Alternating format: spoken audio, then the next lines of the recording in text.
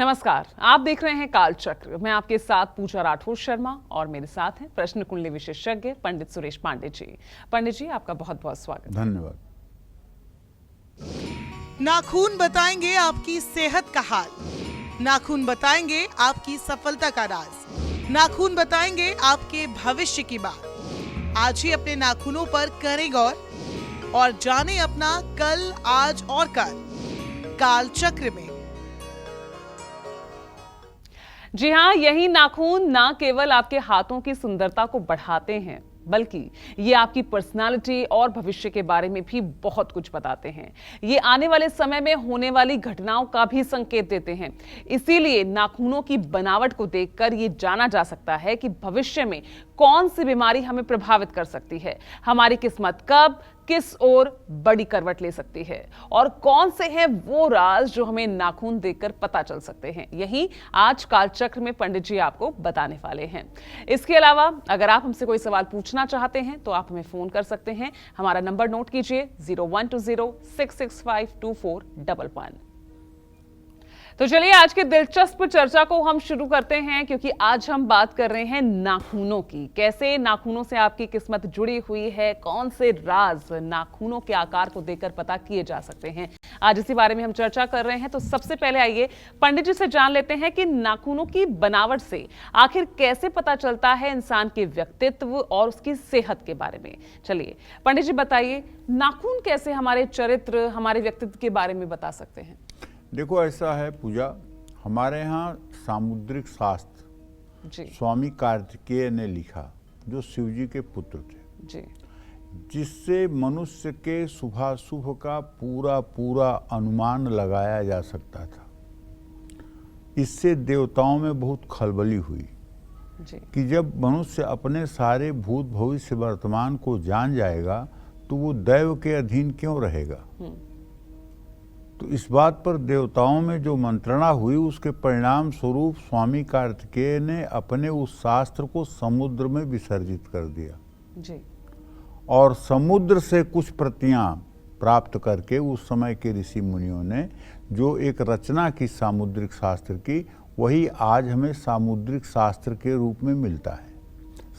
सामुद्रिक शास्त्र उसका नाम इसलिए पड़ा कि उन कागजों को समुद्र से संग्रहित किया गया था। जी अब उसमें शरीर की रचना, चेहरे की रचना, आँखों की रचना, नाक की रचना, होठ की रचना, तिल, मस्सा, हाथ की लंबाई, उंगलियों की संरचना, हथेली की संरचना, हथेली में रेखाओं की संरचना, माथे की रेखाओं की संरचना, पैर के तलवे में रेखाओं की रचना, पैर के अंगुलियों की रचना, इन सब चीज़ों पर एक विस्तृत विवेचन प्रस्तुत किया गया है।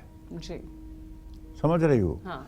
और उसमें ये सामुद्रिक शास्त्र को पढ़ करके किसी व्यक्ति को देख करके आप ये अनुमान लगा सकते हैं कि ये व्यक्ति भाग्यशाली है कि दुर्भाग्यशाली है, ये व्यक्ति बुद्धिमान है कि निर्बुद्धि है, ये व्यक्ति दयालु है कि हत्यारा है।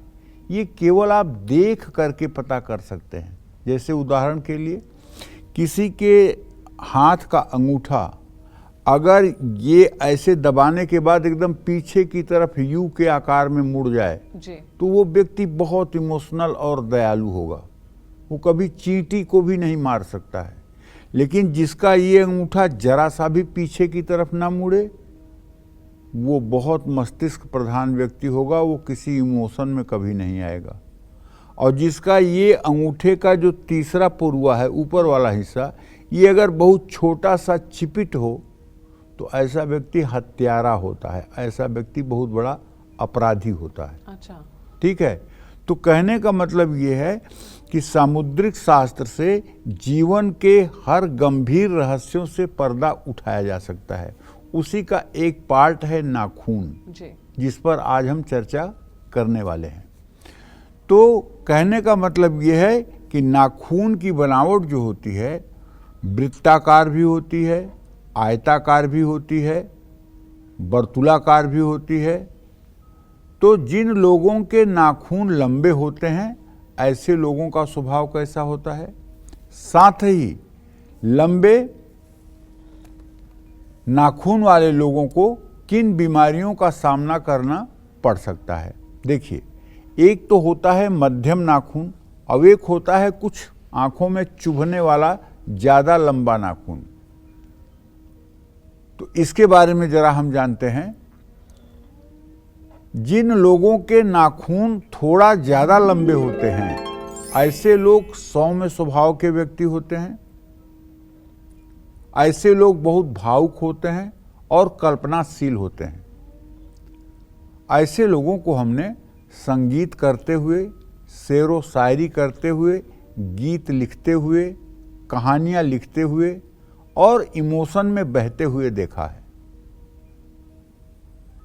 इन लोगों को आसपास की चीजें बहुत जल्दी प्रभावित करती हैं,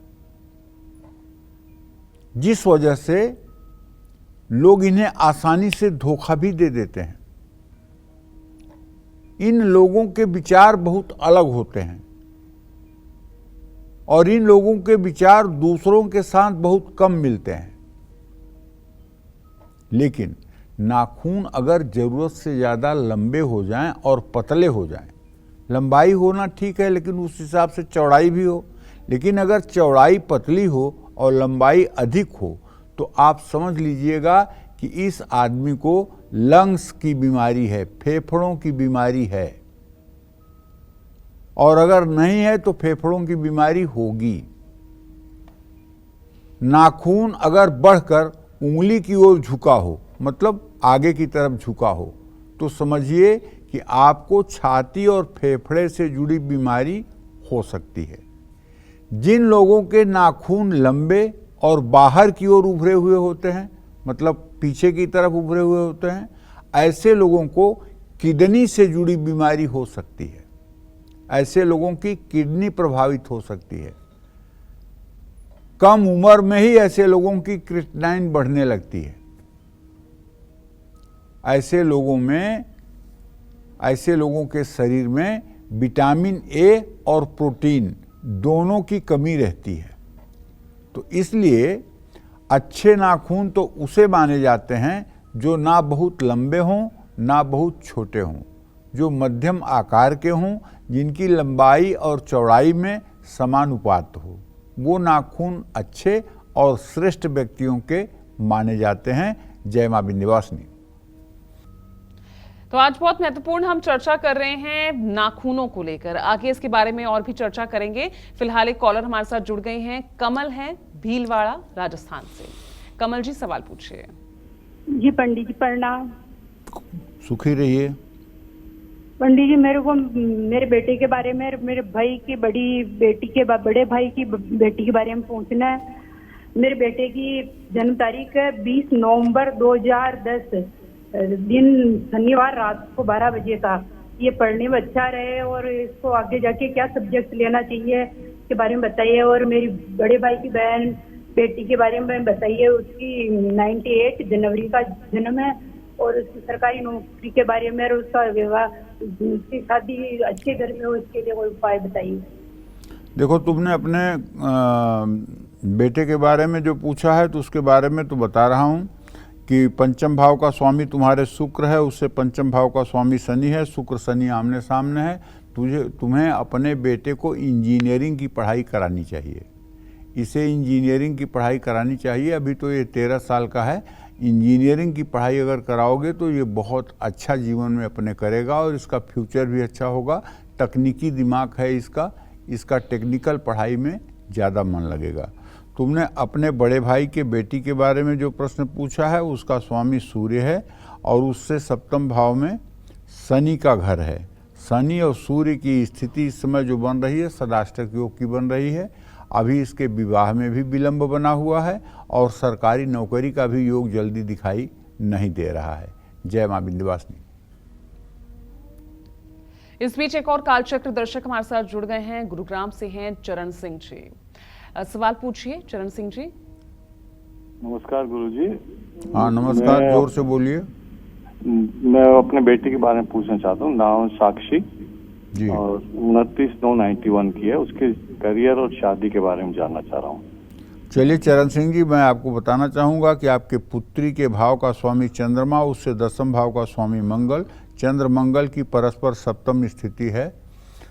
बेटी का अभी करियर में बहुत स्ट्रगल चल रहा है, अभी ठीक से इसका कोई काम सेट नहीं हो पा रहा है, लेकिन मुझे विश्वास है कि आगामी दिसंबर तक इसका करियर काफ़ी हद तक सेट हो जाएगा। जहाँ तक विवाह का प्रश्न है तो सूर्य और शनि दोनों ग्रहों की स्थिति षडाष्टक योग की है, और अगर देखा जाए तो चंद्र शनि को देखा जाए तो भी 6वां और 8वां संबंध बनता है।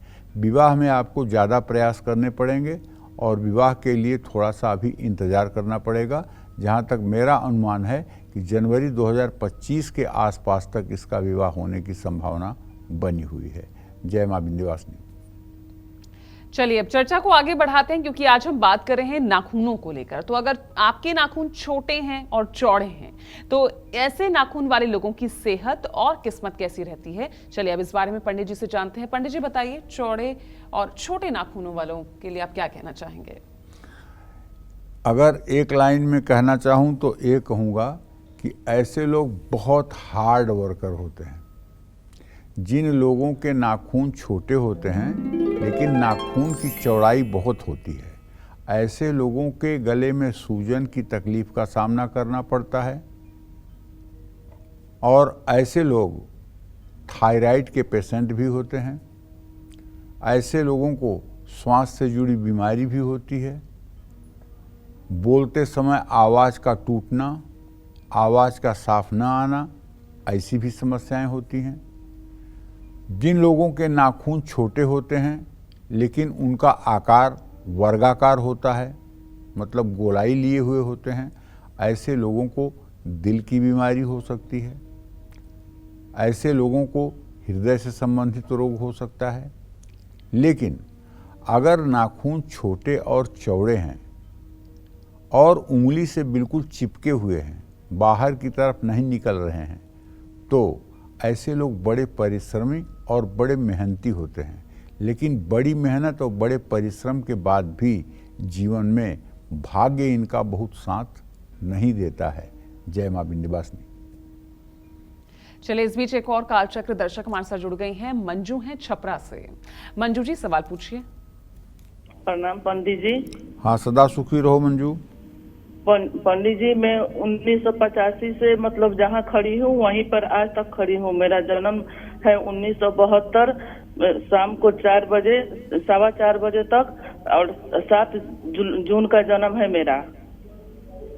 पंडित जी, मतलब 85 में मेरी माँ मर गई है। उसके बाद से मतलब मैं तकलीफ में ही हूँ। उसके बाद शादी मेरा हो गया है 1989 में।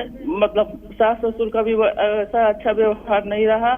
आज बच्चे भी वैसा ही व्यवहार करते हैं। जब जिसको जरूरत पड़ता है मेरा इस्तेमाल करता है, उसके बाद हमें छोड़ देता है। और मैं क्या अपने मुख्य उत्तर दिशा का मेरा घर है, क्या मैं अपना घर के आगे पीछे पंचमुखी हनुमान जी का तस्वीर लगा सकती हूँ? और मेरा बेटा है जिसका जन्म है 19 जुलाई 1996 रात को 12 बजे। क्या म्यूजिक से बीएड कर रहा है, क्या उसकी सरकारी नौकरी लग सकती है? मंजू जी, ऐसा है कि आपने जो प्रश्न किया है तो मैं आपको बताऊं कि आपका द्वितीयेश और सप्तमेश जो है शनि और बुध हैं। इन दोनों का बृहस्पति के साथ इत्थसाल है। आप भले कह रही हैं कि आप 85 से एक ही जगह पे खड़ी हैं, लेकिन मुझे जो दिखाई दे रहा है इसके आधार पर मुझे आपका भविष्य ठीक दिखाई दे रहा है। ये तो परिवार है, ऊपर नीचे परिस्थितियां होती रहती हैं, लेकिन कुल मिलाकर के अगर देखा जाए तो आपका आने वाला समय मुझे अच्छा दिखाई दे रहा है। आगे हरी इच्छा प्रभु जाने, लेकिन जो मेरी ज्योतिष कह रही है उसके आधार पर आपका आने वाला समय हमें अच्छा दिखाई दे रहा है। जहाँ तक आपने अपने बेटे के बारे में प्रश्न पूछा है तो उसके बारे में आपको बताना चाहूँगा। पंचम भाव का स्वामी आपके चंद्रमा से बुध है और उसके आजीविका भाव का स्वामी बृहस्पति है। बुध और बृहस्पति की स्नेहा दृष्टि से इत्तसाल है, लेकिन मंगल मड़ऊ योग कर रहा है। बेटे को अच्छी नौकरी तो मिल जाएगी, इसमें संदेह नहीं है, लेकिन ये नहीं कहा जा सकता है दावे के साथ कि सरकारी नौकरी ही मिलेगी। हो सकता है सरकारी नौकरी ना मिले, लेकिन प्राइवेट सेक्टर में भी ये अच्छा करेगा और अपनी जिम्मेदारियों का निर्वाह करेगा। जय मां विंध्यवासिनी। चलिए, इस बीच एक और कालचक्र दर्शक हमारे साथ जुड़ गए हैं झारखंड रांची से। आप अपना सवाल पूछिए और सबसे पहले अपना नाम बताइए। हाँ, झुमा नाम है मेरा। क्या नाम है? झुमा। झुमा। झुमा? हाँ। अच्छा। 2 प्रश्न है पंडित जी। दो प्रश्न है। पूछिए।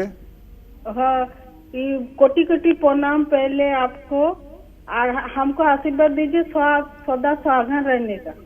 सुखी रहिए। और पंडित जी, मेरा हस्बैंड के बारे में पूछ रहे हैं जो 51 उनका जन्म मतलब उम्र है और नाम है नंदलाल। उनका काम नहीं बनता है, 6 महीना 5 महीना होता है या बैठ जाता है। आर्थिक स्थिति बहुत ही खराब हो जाता है। और हमारा बेटा के लिए 1999 49/1999 जन्म, शनिवार, और नाम है। और उनका भविष्य बारे आज सरकारी नौकरी होगा कि नहीं, उसका भविष्य कब उज्जवल होगा। देखिए, आपके पति के बारे में तो ये बता दूं कि अब उनकी उम्र हो गई 63 साल की, और 63 साल की उम्र रिटायरमेंट की होती है। और 63 साल की उम्र में अगर आप सोचें कि वो नए करियर की शुरुआत करके और कुछ बड़ा तीर चला दें, तो ये बात तो अब काफ़ी कठिन लग रही है। आपके प्रश्न के हिसाब से झुमा जी जो लग रहा है, आपके पति भाव का स्वामी बुध है जो मंगल और शुक्र के साथ शनि की दृष्टि में है। अब आपके पति का काम ऐसे ही थोड़ा सा ऊपर नीचे चलेगा, कोई बहुत चमत्कार की उम्मीद नहीं की जा सकती है। जहाँ तक आपने अपने बेटे के बारे में प्रश्न पूछा है, तो उसके बारे में मैं कह सकता हूँ कि बुध और बृहस्पति का इत्तेसाल हो रहा है। आपके बेटे को अच्छी आजीविका का साधन मिलेगा और वो अपनी जिम्मेदारियों को ठीक से निर्वाह करेगा। लेकिन आपको चाहिए कि आप शुक्रवार के दिन वैभव लक्ष्मी का व्रत करें, और कम से कम 11 या 16 शुक्रवार वैभव लक्ष्मी का व्रत करें। वैभव लक्ष्मी व्रत कथा की किताब पढ़ें, और जिस तरह से उसमें पूजा करने का विधान लिखा गया है उसी तरह से आप वैभव लक्ष्मी का व्रत करें। पूरे दिन व्रत करें। शुक्रवार को शाम को 4-5 बजे एक थाली में श्रीयंत्र रख करके लक्ष्मी का चित्र लगा करके और उनकी विधिवत पूजा करें। और 16 शुक्रवार होने के बाद 7 सुहागन स्त्रियों को भोजन करा के उन्हें श्रृंगार की सामग्री दें। इससे आपके घर का दरिद्र मिटेगा और आपके घर में संपन्नता आएगी। जय मां विंध्यवासिनी। चलिए, अब नाखूनों को लेकर ही हम चर्चा आगे बढ़ा रहे हैं और बात करने वाले हैं उन लोगों की जिनके नाखून तिकोने आकार के होते हैं। ऐसे लोगों का स्वभाव कैसा होता है, साथ ही ऐसे लोगों को आने वाले कल में आखिर कौन सी बीमारी सता सकती है, चलिए जानते हैं। पंडित जी बताइए, तिकोने आकार वाले नाखूनों के लिए क्या कहेंगे? इस तरह के नाखून के लोग बहुत कम पाए जाते हैं। ऐसे लोगों का नाखून नीचे से बहुत पतला शुरू होता है और ऊपर जाकर के उसकी चौड़ाई हो जाती है। जैसे त्रिकोण होता है उसी तरह से त्रिकोण के आकार का ऐसे लोगों का नाखून होता है। ये नाखून बहुत कम लोगों के अंदर पाए जाते हैं। ऐसे लोग संवेदनशील और बहुत बड़ी प्रतिभा के धनी होते हैं। इनके काम में क्रिएटिविटी दिखती है। ये लोग छोटी छोटी बातों पर भी ध्यान देते हैं जिन्हें अक्सर लोग अनदेखा कर जाते हैं। ये लोग कभी भी गलत नहीं देख सकते हैं और ना ही गलत बात बर्दाश्त करते हैं। ऐसे लोग सभी काम अपने ढंग से करते हैं। इन लोगों में स्टेमिना की कमी होती है। कोई भी काम करते हुए जल्दी थक जाते हैं। अपना और दूसरों का काम करने की वजह से इनको मानसिक परेशानियों का भी सामना करना पड़ता है। लेकिन त्रिकोण के आकार का नाखून व्यक्ति के व्यक्तित्व में 4 चांद लगाता है। जय मां विंध्यवासिनी। चलिए, इस बीच हमारे साथ कालचक्र दर्शक जुड़ गई हैं, वैशाली हैं दिल्ली से। सवाल पूछिए वैशाली जी। जय मां विंध्यवासिनी पंडित जी। खुश रहो वैशाली। हाँ पंडित जी, मैं अपने बेटे के बारे में पूछना चाहती हूँ। वो 2021 में विदेश में गया था एमबीए करने के लिए। पंडित जी, उसकी एमबीए तो हो चुकी है और एमबीए हुए भी उसको 8 महीने हो गए हैं। उसने और उसकी अभी तक एमबीए से रिलेटेड नौकरी नहीं लगी। अभी वो कहीं ओवर टाइम कर रहा है। तो पंडित जी, उसकी अच्छी नौकरी कब तक लगेगी और वो वहाँ पर वो अच्छे से सेट हो जाएगा और उसका आने वाला भविष्य कैसा है पंडित जी? देखो वैशाली, ऐसा है कि तुम्हारे पुत्र भाव का स्वामी बुध है, उसे सप्तम और द्वितीय भाव के स्वामी शुक्र और बृहस्पति हैं। शुक्र और बृहस्पति का पंचम नवम इत्थसाल इस बात का संकेत कर रहा है कि 30 अक्टूबर 2023 के बाद और दिसंबर 2023 के अंदर तुम्हारे बेटे को योग्यता के अनुसार नौकरी मिल जाएगी और उसका भविष्य ठीक शुरू हो जाएगा। अभी 30 अक्टूबर तक स्ट्रगल है। 30 अक्टूबर के बाद नवंबर और दिसंबर के महीने में इसको निश्चित रूप से बहुत अच्छा चांस मिलने वाला है, जो इसके भविष्य के लिए अच्छा होगा। आपको चाहिए कि इसका भाग्य अच्छा साथ दे।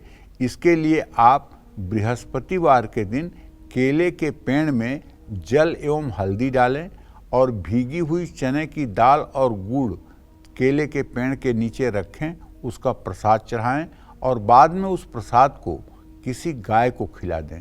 16 बृहस्पतिवार ये उपाय करिए, देखिए बेटे का भाग्योदय कैसे होता है। जय मां विंध्यवासिनी। चलिए बात कर लेते हैं वृश्चिक राशि की, लेकिन इस बीच एक कॉलर भी हमारे साथ जुड़ गए हैं। अनीता हैं उज्जैन से। पूछिए अनीता जी सवाल। प्रणाम पंडित जी। अनीता पंडित जी, मुझे मेरे बच्चों के बारे में पूछना और मेरी मम्मी के बारे में। मेरी लड़की है, उसका जन्म है 2004 का और 6 अक्टूबर रात्रि का 9:10 का। क्या जानना चाहती हो? और मेरे लड़के का जन्म है 2007 6 दिसंबर 2:40 का जन्म है रात्रि का। वो बच्चा बहुत जिद्दी है मेरा। और लड़की और लड़के का भविष्य कैसा रहेगा? और तीसरा, मेरी मम्मी की तबीयत ठीक नहीं है, 3 साल से उनको दिमागी तकलीफ है। देखो ऐसा है, जहाँ तक तुम्हारे बेटे के भविष्य का प्रश्न है तो उसके बारे में तो मैं अनिता यही कहना चाहूँगा कि मंगल और सूर्य दोनों की स्थिति द्वितीय द्वादश है। बेटे को काफ़ी स्ट्रगल करना पड़ेगा, अपने करियर में सफलता पाने के लिए काफ़ी मेहनत करनी पड़ेगी और इसको अभी मेहनत करनी चाहिए। बेटी का भविष्य ठीक है, वो अपने समय के हिसाब से सब कुछ कर लेगी। लेकिन जहाँ तक आपके मम्मी के प्रश्न है सेहत का, तो केतु आपके मम्मी के चतुर्थ भाव में बैठे हुए हैं, जो नस संबंधी और दिमाग से संबंधित बीमारी देते हैं और इनको मतलब कि एक प्रकार का एल्जाइमर जिसको कहते हैं, भूलने की बीमारी और नसों की बीमारी, ये सब चीज़ें हो रही हैं।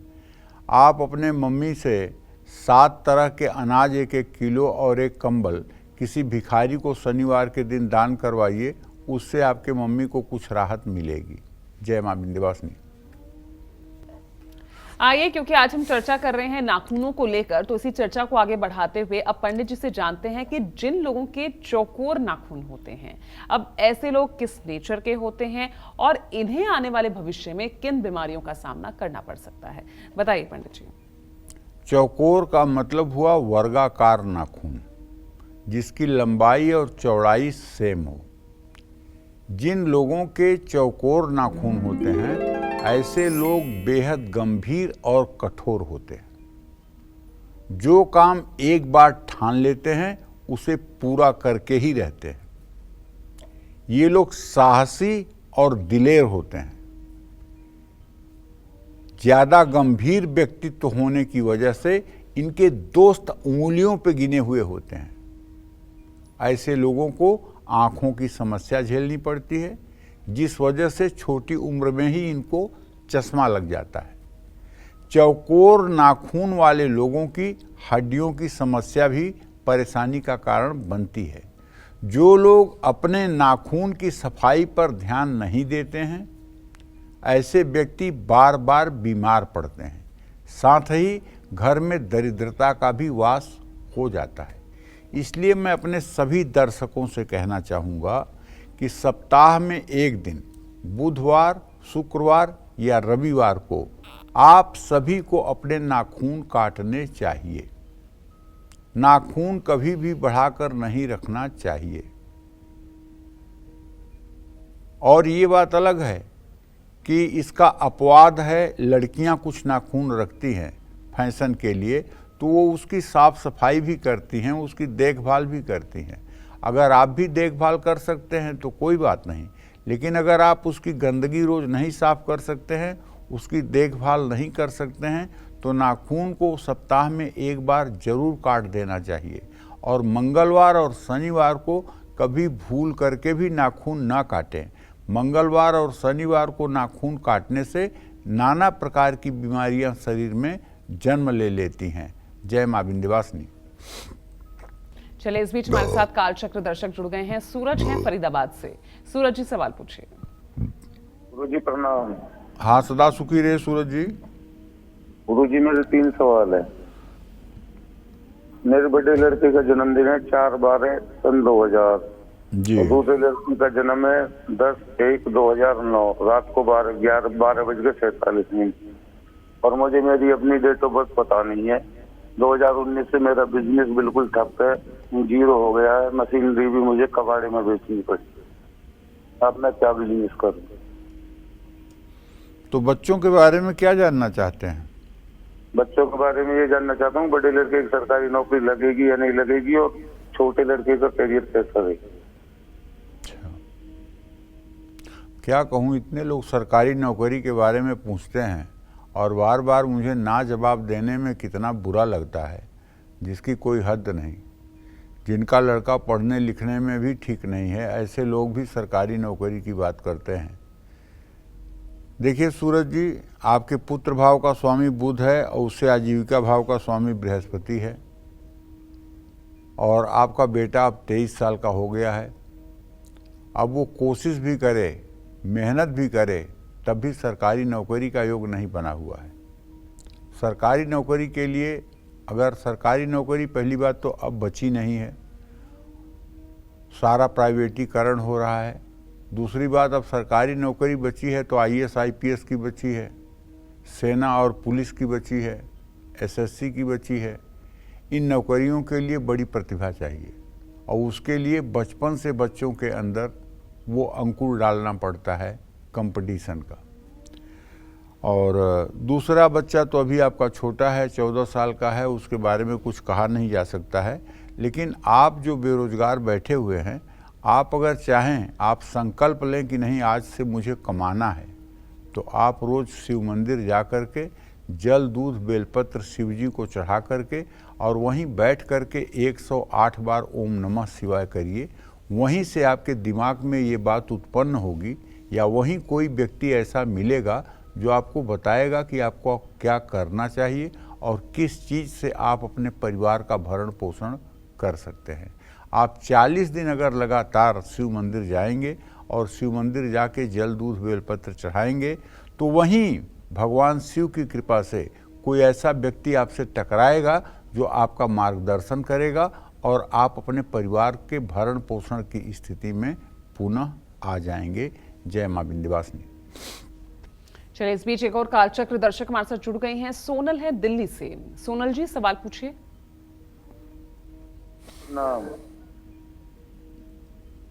सोनल जी, अगर आप तक आवाज पहुंच रही है तो सवाल पूछ सकते हैं आप। पंडित जी नमस्कार। हाँ नमस्कार।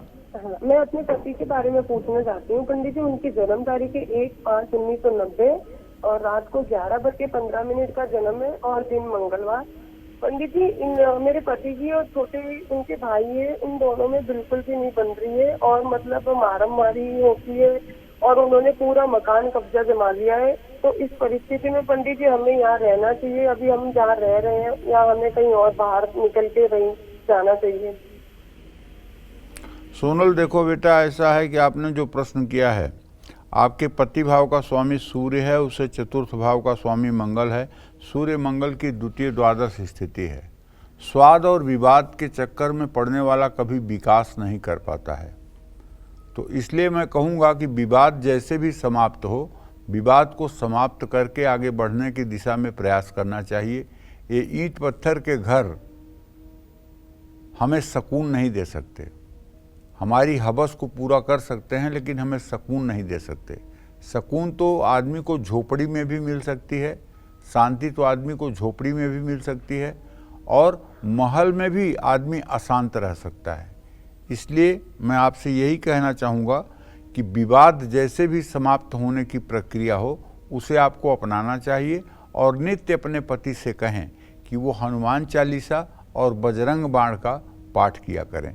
इससे कलह की स्थिति, मारामारी की स्थिति बंद होगी, घर में सौहार्द का वातावरण निर्माण होगा। और मंगलवार को हनुमान मंदिर जा कर के 5 लड्डू बूंदी के और तुलसी के पत्ते हनुमान जी को चढ़ाना चाहिए, और हनुमान जी के मूर्ति के सामने बैठ कर के कम से कम 10 बार हनुमान चालीसा का मंगलवार को पाठ करना चाहिए।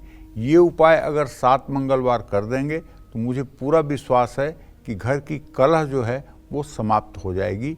जय मां विंध्यवासिनी। तो नाखूनों की बनावट से आखिर कैसे आप अपने और दूसरों की पर्सनालिटी और स्वभाव के बारे में जान सकते हैं, साथ ही नाखून की बनावट आपकी सेहत के हर राज को खोल सकती है। यही आज हम पंडित सुरेश पांडे जी से जान भी रहे हैं और वो बता भी रहे हैं। तो चलिए इसी चर्चा को हम आगे बढ़ा रहे हैं और अब पंडित जी से जानते हैं कि जिन लोगों के नाखून गोल या अंडाकार होते हैं, ऐसे लोग किस नेचर के होते हैं और इन्हें आने वाले भविष्य में किन बीमारियों का सामना करना पड़ सकता है। चलिए जानते हैं पंडित जी से। पंडित जी बताइए, गोल और अंडाकार नाखून। देखिए, जिन लोगों के नाखून गोल या अंडाकार होते हैं, ऐसे लोग हर काम को अपने हिसाब से करते हैं। ऐसे लोग सामाजिक होते हैं और विवादों से दूर रहते हैं। इनका हंसमुख स्वभाव लोगों को आकर्षित करता है।